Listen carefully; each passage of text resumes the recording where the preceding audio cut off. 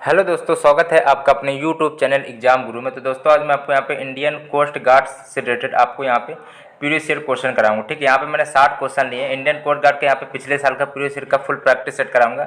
यहाँ पे आपको 60 क्वेश्चन देखने को मिलेंगे, जिसमें आपको सबसे पहले साइंस के क्वेश्चन कराएंगे, फिर जीके, फिर रीजनिंग और क्वेश्चन होंगे। ठीक है, सबसे पहले यहाँ पे साइंस के इंपॉर्टेंट क्वेश्चन देख लो, जिनका भी एग्जाम 28 से 31 के बीच में। भाई ये लोग पूरा वीडियो आप लोग देख के जरूर जाइएगा। ठीक है, सीधी बात बता दी, क्योंकि 60 क्वेश्चन लिए हैं और काफ़ी इंपॉर्टेंट लिए हैं, तो आपके पेपर से जरूर फंसेंगे, तो जरूर देखिएगा। पेपर की शिफ्ट भी कराएंगे, कैसे पेपर आए, इसलिए चैनल को सब्सक्राइब करके रख लेना। जो जो मैं पढ़ा रहा हूँ वही आएंगे, क्योंकि मैंने आपको क्या है कि 600+ वीडियो आपको प्रैक्टिस सेट कराया है, जिसमें English, reasoning, science, GK, physics सब कुछ पढ़ाया है। ठीक है, तो किसी का भी अगर आपको प्लेलिस्ट चाहिए कमेंट में एक बार लिख देना, GK playlist, reasoning, science, GK, किसी का भी चाहिए तो बता दीजिएगा, सीधा आपको प्लेलिस्ट की लिंक मिल जाएगी। स्टार्ट करते गेहूँ एक है आपका, तो गेहूँ एक आपकी औषधि है। ठीक है, ठीक है, तो मतलब गेहूँ आपकी एक प्रकार की घास मानी जाती है, लेकिन इस हिसाब से यहाँ पे राइट ऑप्शन मान लिया जाएगा आपका औषधि है। ठीक है, गेहूँ एक आपकी औषधि है, सीधी सीधी बात बताए तो औषधि है। सांप, कछुआ, छिपकली तथा मगरमच्छ जंतुओं किस श्रेणी में आते हैं? सांप, कछुआ, छिपकली, मगरमच्छ, सरीसृप। ठीक है, चलो सरीसृप श्रेणी के अंतर्गत आते हैं। तीसरा नंबर प्रश्न दिया, मृदा में जल तनाव मापन के लिए प्रयोग किए जाने वाले यंत्र को क्या कहा जाता है? तीसरे का राइट ऑप्शन यहाँ पे तनाव मापी। जल तनाव मापने के लिए किसका प्रयोग किया जाता है? तनाव मापी का प्रयोग किया जाता है। बल का एसआई मात्रक क्या होता है? देखो, बल का एसआई मात्रक आपका न्यूटन होता है। बल का चौथा नंबर का सी ऑप्शन, बल का एसआई मात्रक आपका न्यूटन हो जाएगा। निम्नलिखित में से कौन सा एक बुरा ऊष्मा परिचालक है? बुरा ऊष्मा परिचालक है, तो पाँचों का सी ऑप्शन, जो शीशा होता है। ठीक है, शीशा आपका एक बुरा ऊष्मा परिचालक है। जंग लगना आपके पूछा गया क्या होता है, बताइए। सातवें नंबर का राइट ऑप्शन सी पार्ट है। जंग लगना रेडॉक्स अभिक्रिया है, जिसमें ऑक्सीजन और ऑक्सीजन दोनों होता है। ठीक है, अगला दिया गया, निम्नलिखित में से कौन सा एक धनायन नहीं है? कौन सा एक धनायन नहीं है? तो सल्फेट आयन जो होता है, सल्फेट आयन, वो आपका धनायन नहीं होता है, और ये तीन आपके धनायन होते हैं। अगला दिया है, निम्नलिखित में से कौन सा एक धूम कोयले का घटक नहीं है?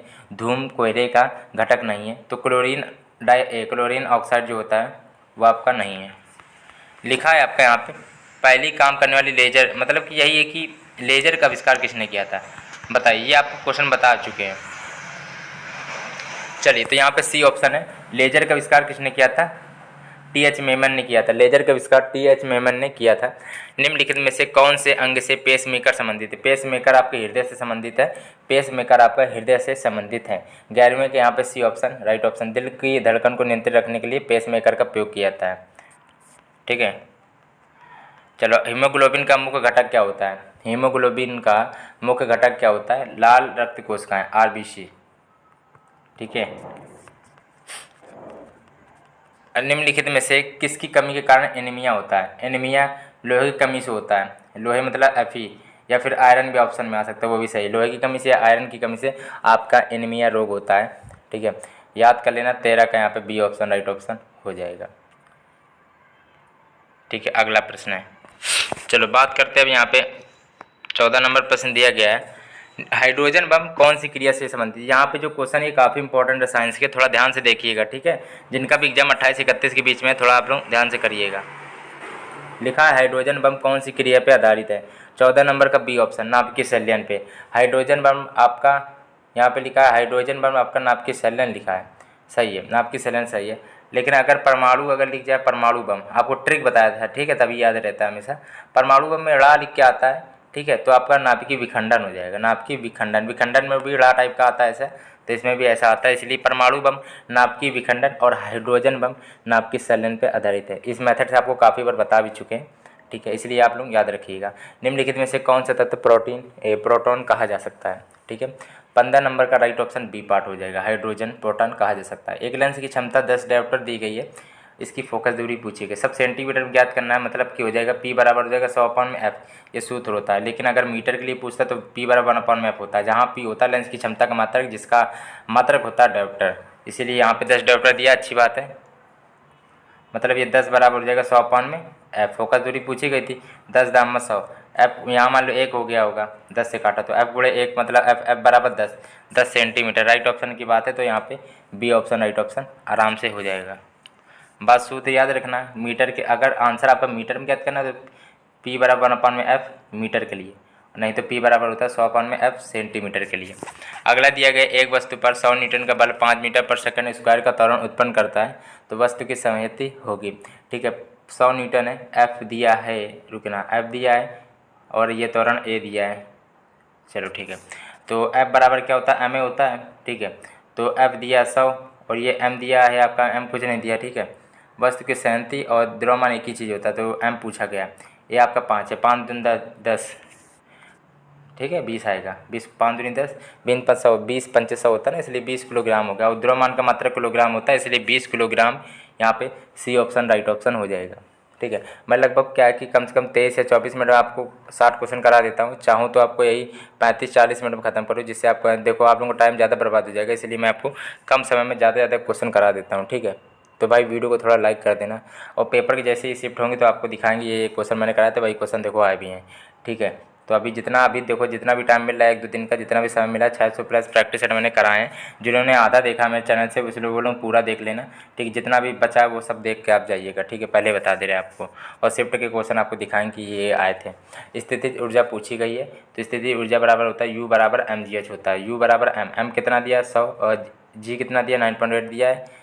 ठीक है, नहीं दिया जाता तो 9.8 तो होता है, आप लोगों को पता होगा। ऐसे दिया गया है 500 हो गया और 9.8 गुणे 500 कर लेना, आराम से कर लेते हैं। चलो गुणा करने की कोई ज़रूरत नहीं, फिर भी कर देना। 8×5 = 40, 4×5 = 45 और यहाँ पे 4 49, यहाँ पे कितने जीरो थे, 3 जीरो थे, लेकिन यहाँ पॉइंट लगा था तो 49 100 किस में है राइट ऑप्शन। 18 का दोस्तों ए ऑप्शन राइट है।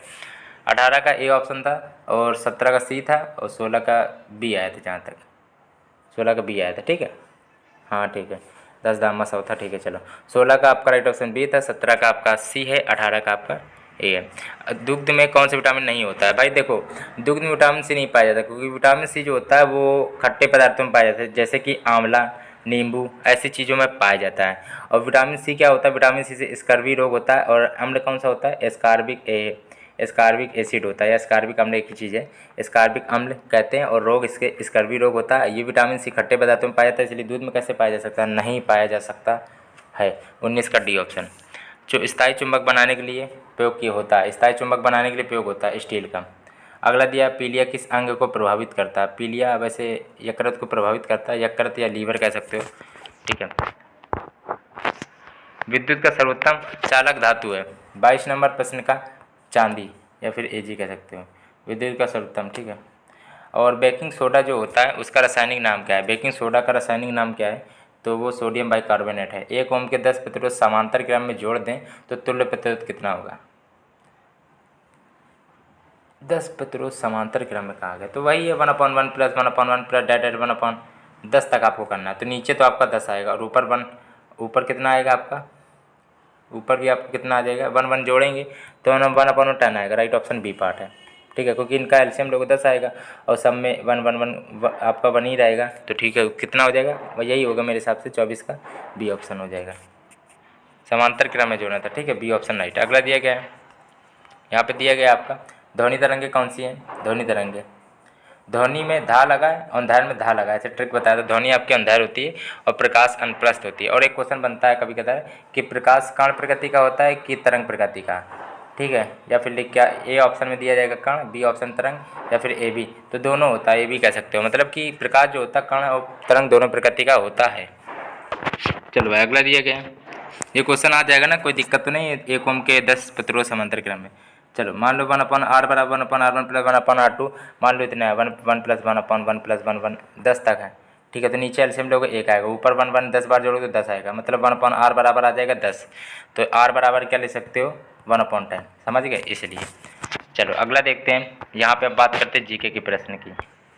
चलो यहाँ पे अगला प्रश्न आपका दिया गया। अब यहाँ पे जीके कुछ क्वेश्चन देख लेते हैं। जीके के बाद रीजनिंग के काफ़ी इंपॉर्टेंट क्वेश्चन लिए।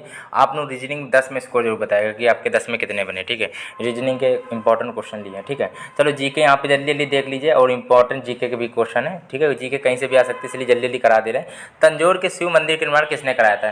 तंजौर के जो शिव मंदिर है, शिव मंदिर का जो निर्माण है वो चोलों ने करवाया था। अगला दिया राष्ट्रकूट साम्राज्य का प्रवर्तक कौन था? 55 नंबर का ए ऑप्शन।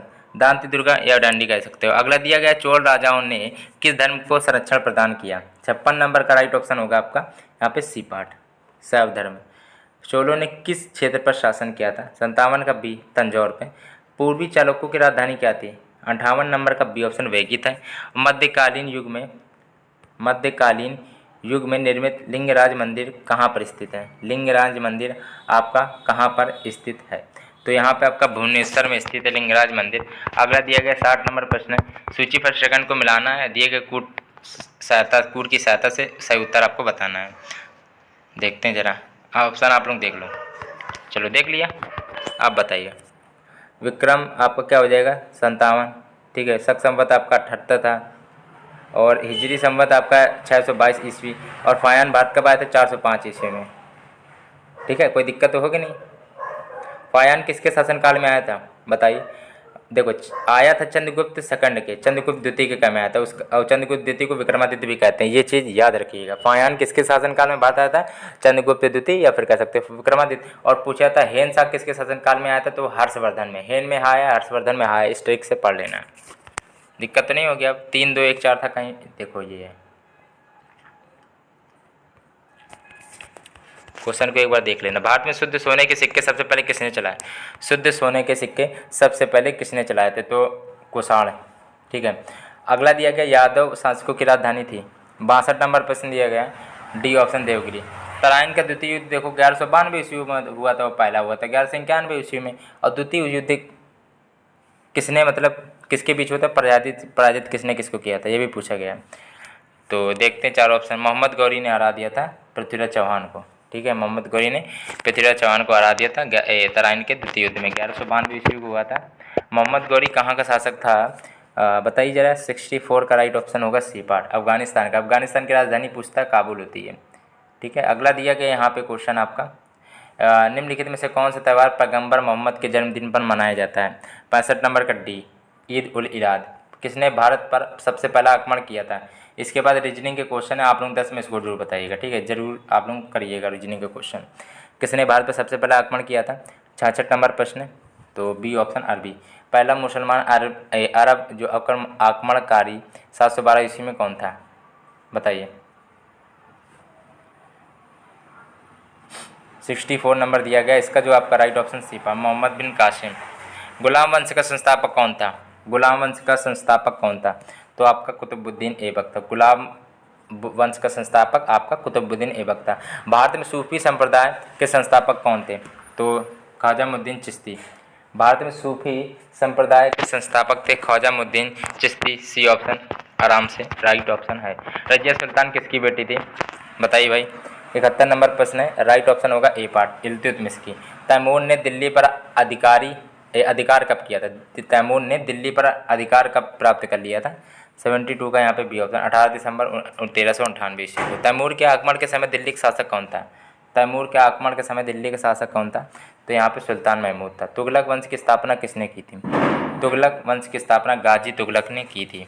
निम्नलिखित में से विजयनगर राज्य का प्रथम राजवंश कौन था? तो 75 का राइट ऑप्शन हो जाएगा बी पार्ट, संगमा। विजयनगर का वर्तमान नाम क्या है? हाँ, तो विजयनगर साम्राज्य के अवशेष हैं जिसमें, ठीक है। 76 नंबर का ए ऑप्शन, हम्पी कर्नाटक में, ठीक है। विजयनगर साम्राज्य के थोड़े अवशेष मिले, वो हम्पी कर्नाटक में, ठीक, कर्नाटक के हम्पी में। विजयनगर साम्राज्य का पतन किस लड़ाई के कारण हुआ था? यह भी बताइए। राइट ऑप्शन होगा तालीकोटा के युद्ध में। अब बात करते हैं यहाँ पे थोड़ी रीजनिंग के क्वेश्चन है। चलो भाई, अब अगला प्रश्न देखते हैं। चलो, अभी रीजनिंग क्वेश्चन थे। चलो, ये क्वेश्चन तो आ गया होगा, बता दिया था आपको, चलो बता दे रहे हैं, ठीक है। इसमें चलो, तालीकोटा का युद्ध है, ठीक है। आपको पता होगा तालीकोटा का युद्ध कब हुआ था? 23 जनवरी को 1565 ईस्वी को हुआ था। 23 जनवरी 1565 ईस्वी को हुआ था। दक्कन के सुल्तानों और विजयनगर के बीच में हुआ था। चलो अगला देखते हैं। चलो बात करते हैं रीजनिंग के क्वेश्चन की भाई। और रीजनिंग के 10 क्वेश्चन लगभग होंगे, शायद एक मिनट रुकिएगा। शायद रीजनिंग के मैंने 13-14 क्वेश्चन लिए, ठीक है। आप लोग इसको जरूर बताइएगा, ठीक है। जितने भी क्वेश्चन है इसको जरूर बताइएगा। कौन सी उत्तर आकृति है जो प्रश्न आकृति के प्रतिरूप को पूरा करेगी? चलो, इस क्वेश्चन को आप लोग बताइए भाई, ये क्या होगा। चलो देखो, हर खाने में क्या हो रहा है, ये काला वाला दाग है जो ये इधर आ गया, देख रहे होंगे। सबसे पहले ऐसे ट्रिक से बताते हैं।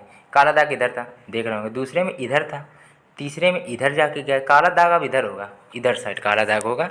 देखते हैं, इधर नहीं है, इधर नहीं है, इधर है, अच्छी बात है, इधर नहीं है। सी ऑप्शन राइट है। देख रहे हैं, आराम से कर लिया, ठीक, कोई दिक्कत होगी नहीं। चलो अगला देखते हैं। अब लिखा है कि 12 और 13 निम्नलिखित प्रश्नों में दिए गए विकल्पों में से लुप्त पद आपको ज्ञात करना है। तो अच्छी बात है, यहाँ पे क्वेश्चन मार्क जैसे कि लिखा है आपको, ठीक है, नेगेटिव मार्किंग नहीं, सारे क्वेश्चन अटैम्प्ट करना, ठीक है इस बार। चलो बताओ, 3, 4, 9, 16, 27, 64, 81, शायद आपका स्क्वायर हो चल रहा है मेरे हिसाब से। चलो देखते हैं क्या होगा। 3 3 9 9 27, चलो गुणा चल रहा है एक प्रकार से। 3 3 9 9 27, 27 गुणे 3 81, 4 चौको 16, 16 चौको 64, 64 गुणे 4 करना पड़ेगा, कर लेते हैं आराम से। 4 चौको 16, 6 चौको 24, 25, 2 56 आएगा आराम से, कोई दिक्कत तो नहीं हुई, ठीक है। 3 3 चल रहा था पहले, अब 4 4 गुणा चल रहा है, बस 64 गुणे 4 करो, 2 56 आएगा। अगला दिया गया है AEFGKO लिखा है, इसको भी देखते हैं। इसको दूसरे मेथड से करना चाहेंगे हम। देखो ई के बाद में क्या आएगा, ई के बाद में क्या आता है, EFJKOP, पी से स्टार्टिंग होगी, तो पी से तो काफ़ी ऑप्शन है, चलो कोई बात नहीं। चलो इसको चलो दूसरे तरीके से करते हैं। पी से तो स्टार्टिंग है तो सभी में कोई बात नहीं। ए से आया, ए आपका 1 में आता है, एफ आता है 6 में, 5 का गैप 5 प्लस है, कि आपका 11 में आता है, 11 प्लस 5 करोगे 16 आएगा, 16 मतलब पी आता है, अच्छी बात है। ई से जे हुआ, ई कितने में आता है, ई आपका 5 में आता है, जे आपका 10 में आता है, प्लस 5 हुआ। वो आपका कितने में आता है, 15 में, 15 में 5 जोड़ोगे तो 20, मतलब टी, पी टी किस में, राइट ऑप्शन ए पार्ट है। सिंपल, इस ट्रिक से कर लेना, जैसा भी आपको सही लगे, ठीक है। 13 नंबर का ए ऑप्शन राइट है, कोई दिक्कत तो ही नहीं होगी। अगला दिया, निम्नलिखित शब्दों को शब्दकोश में आने वाले क्रम के अनुसार लिखना है आपको, ठीक है। बताइए क्या होगा इसका। रॉक, हिल, भाई ठीक है, माउंटेन, रेंज, स्टोन, ठीक है। तो शब्दकोश में आने वाले क्रम के अनुसार लिखना है, चलो ठीक है। सबसे पहले पत्थर होता है, पत्थर के बाद में चट्टान, चट्टान पहाड़ी बनेगी, पहाड़ी से पर्वत, पर्वत से पर्वतमाला बनता है, पर्वतमाला बनता है पर्वत से। तो तीसरा चौथा राइट में ऑप्शन आपका केवल एक ही ऑप्शन बन रहा था। बार एक चुनिए जो नीचे दिए गए वर्गों के बीच संबंध का सही निरूपण करता है। लैंग्वेज, बीज, मटर, किडनी बीन, बताइए। देखो आप लोग बता दें, ये तीनों अलग अलग कैटेगरी के अंतर्गत आते हैं, ठीक है। तो राइट ऑप्शन आपका ए पार्ट है, ये चीज़ याद रखना। अगला दिया 16 नंबर प्रश्न है। दिए गए प्रश्न में 4 आकृतियाँ दी गई हैं, जिसमें से 3 किसी एक गुण के आधार पर समान है तथा एक स्वर प्रकार भिन्न है। भिन्न आकृति को चुनना है आपको, ठीक है। चलो देखते हैं इसमें क्या हो सकता है राइट ऑप्शन। इसको चलो आप लोगों को दूसरी ट्रिक से बताते हैं। 1 2 3 4 5, ऊपर 5 है, 1 2 3 4, 4 1 2 3। चलो इसमें ऊपर 5 भुजाएं, 5 भुजाएं कह सकते हो, 5 भुजाएं, फिर 4, फिर 3 भुजाएं, 5 4 3। अब इसमें कितनी, 3 भुजाएं, फिर इसमें 4 भुजाएं, इसमें 5 भुजाएं, इसमें 4 5, 1 2 3 4 5 है, 3 2 2 4 1 5 है, हाँ 4 5 है। इसमें देख रहे होंगे बढ़ते क्रम में चल रहा है। अब इसमें देखते हैं क्या है, 1 2 3, इसमें 3 है, 1 2 3 4, 4 है, फिर 1 2 3 4 5 6, इसमें 3 4, ये देखिएगा 2 4 6, हाँ 3 4 6 हुआ, ये गलत हो गया इस बार। 3 4 5 होता तो ठीक था, लेकिन 3 4 6 हो गया, इसमें 2 का गैप चला गया। तो पहला वाला आपका थोड़ा गलत है, यहाँ पे 16 का ए ऑप्शन ऐसे लगा सकते हो, ठीक है। चलो यदि एक दर्पण आयमान रेखा पर रखा जाए तो दी गई उत्तर आकृति में से कौन सा आकृति इस आकृति का सही प्रतिबिंब होगी, ठीक है। अब ये गोला बना है, जो बहुआ जो भी कह सकते हो, यहाँ पे बिंदु जब उधर अब जाएगा तो आँख इधर टाइप होगी, इधर साइड। ये नहीं है, ये नहीं है, ये आँख इधर ही साइड होगी, या तो फिर पहला होगा या तो फिर आपका डी होगा। अब देखते हैं कौन सा हो सकता है, ठीक है। अब ये जब उधर जाएगा तो इधर साइड होगा, ठीक है। तो जो कि ए ऑप्शन पे ये डी वाला गलत है। ये जब उधर जाएगा तो इधर नहीं हो जाएगा, सिंपल सी बातें हैं। आपको कहा भी था जो भी चीज़ इधर साइड होती है वो जस्ट इधर आ जाती है। तो राइट ऑप्शन आपका ए पार्ट है, दर्पण में यही होता है, ठीक है। कोई दिक्कत तो नहीं होगी, अब ए ऑप्शन राइट है। अगला दिया गया है, देखो लिखा है, यदि किंग्स को RFMHZA जे लिखा जाता है तो क्वीन को क्या लिखा जाएगा। कुछ नहीं, ऐसे किया गया, देखो ऐसे कर सकते हो। तो इसमें क्या किया गया, जे के चल रहा, उल्टा चल रहा वहाँ से, तो क्यू से पहले क्या आता, क्यू से पहले क्या आता है ये बताइए। मतलब जे के -1, 17 के पहले 16, 16 के पहले क्या आता है, 16 के यहाँ आता है पी पी लास्ट में कहाँ रहेगी ऑप्शन पे आ रहा है, राइट ऑप्शन ये हो जाएगा। तुरंत आप लोगों ने कर लिया आराम से। एच के बाद में आ जाता है, मतलब यू के पहले क्या आएगा, टी, टी यू होता है ना, तो देख रहे हैं टी पी किसी में आ रहा है, राइट ऑप्शन केवल बी ऑप्शन है यहाँ पे, जो बी ऑप्शन है 18 का राइट ऑप्शन है। इस पैटर्न से कर लेना आप लोग। यदि सी बड़ा है ए से लेकिन बी से छोटा है, तथा डी छोटा ई से लेकिन सी से बड़ा है, डी केवल एक व्यक्ति से छोटा है, तब इनमें से कौन सा निष्कर्ष निश्चित रूप से सही नहीं है पूछा गया। ये देखो, ये ध्यान से समझना। जल्दीबाजी में क्या है कि आप लोग गलत पढ़ लेते हो, सत्य नहीं पूछा, कौन सा सही नहीं है पूछा। पहले चित्र बना के देख लेते हैं भाई। अब लिखा है कि सी है, जो सी बड़ा है ए से लेकिन बी से छोटा, मतलब यहाँ बी आ जाएगा। ठीक है। अब इन्होंने क्या कहा है कि भाई, कहा तो कुछ नहीं, इन्होंने क्या कहा है, तथा जो डी छोटा है ई से, डी छोटा है ई से, डी छोटा है ई से, तो छोटा है ई से, ठीक है, ई बड़ा है मतलब, लेकिन सी ई से, लेकिन सी से बड़ा है, मतलब डी है जो सी से बड़ा, तो ये भी हो सकता है, ये पैटर्न बन रहा है। अब पूरा का चलो पूरा फिल कर लेते हैं, चलो बना के देख लेते हैं। तो ये पूरा आपका यहाँ पे निष्कर्ष कैसे निकलेगा, आपको थोड़ा अलग तरीके से बताते हैं। तो ई के बाद में आ जाएगा, रुकिएगा एक मिनट, चलो ये निष्कर्ष आपका यहाँ पे निकलेगा कि ई सबसे बड़ा है डी से, फिर बी से, ठीक है, फिर सी, फिर ए, लास्ट में ए। देख रहे होंगे सी के बाद में ए आएगा, ये वाला। ठीक है, जब ये आ गया तो इन्होंने पूछा है कि ई सबसे बड़ा है, सबसे पहला ए ऑप्शन में लिखा, हाँ सही, सत्य है। ए सबसे छोटा, ए सबसे छोटा, ये भी सही है। डी बड़ा है बी से, डी बड़ा है बी से, ये भी सही है।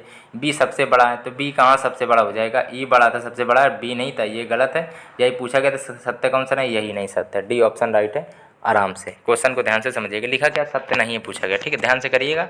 20 नंबर दिया कि यदि प्लस करते गुणा है, माइनस करते भाग है, गुणा करते प्लस है और भाग करते माइनस, तो नीचे दिए गए व्यंजक के मान की गणना आपको करनी है।